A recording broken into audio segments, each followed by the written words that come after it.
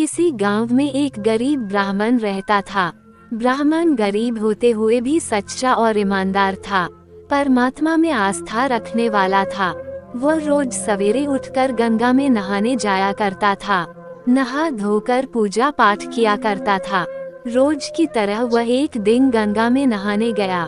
नहाकर जब वापस आ रहा था तो उसने देखा रास्ते में एक लिफाफा पड़ा हुआ है। उसने लिफाफा उठा लिया। लिफाफे को खोलकर देखा तो वह ब्राह्मण हक्का बक्का रह गया। लिफाफे में काफी सारे नोट थे। रास्ते में नोटों को गिनना ठीक न समझ कर उसने लिफाफा बंद कर दिया और घर की तरफ चल दिया। घर जाकर उसने पूजा पाठ करके लिफाफे को खोला। नोट गिनने पर पता चला कि लिफाफे में पूरे 20,000 रुपए थे। पहले तो ब्राह्मण ने सोचा कि भगवान ने उसकी सुन ली है, उसे माला माल कर दिया है। ब्राह्मण की खुशी ज्यादा देर रुक नहीं सकी। अगले ही पल उसके दिमाग में आया कि हो सकता है ये पैसे मेरे जैसे किसी गरीब के गिरे हों। शायद किसी ने अपनी बेटी की शादी के लिए जोड़ कर रखे हों। उसकी आत्मा ने आवाज दी कि वह इन पैसों को ग्राम प्रधान को दे आए।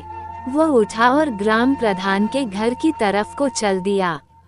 अभी वह ग्राम प्रधान के आंगन में ही गया था, उसे लगा कोई गरीब आदमी पहले से ही ग्राम प्रधान के घर आया हुआ है। वह भी उनके पास पहुंच गया। गरीब आदमी रो रो कर प्रधान को बता रहा था कि कैसे कैसे यत्नों से उसने पैसे जोड़े थे पर कहीं रास्ते में गिर गए थे। सारी कहानी सुनने पर गरीब ब्राह्मण ने जेब से पैसे निकले और उस गरीब आदमी को देते हुए कहा कि मुझे ये पैसे रास्ते में मिले हैं। आपकी कहानी सुनने के बाद अब यकीन हो गया है कि ये पैसे आपके ही है। पैसे देखते ही गरीब के चेहरे पर रौनक आ गई। गरीब ब्राह्मण ने कहा पैसे गिन लीजिए। गरीब आदमी ने ब्राह्मण का धन्यवाद करते हुए कहा कि पैसे तो पूरे ही हैं, इसमें से मैं आपको कुछ इनाम देना चाहता हूँ। गरीब ब्राह्मण ने कुछ भी लेने से इनकार कर दिया। ब्राह्मण अपने घर को वापस आ गया। उसको इस बात की खुशी थी कि उसकी आत्मा की आवाज की जीत हुई है।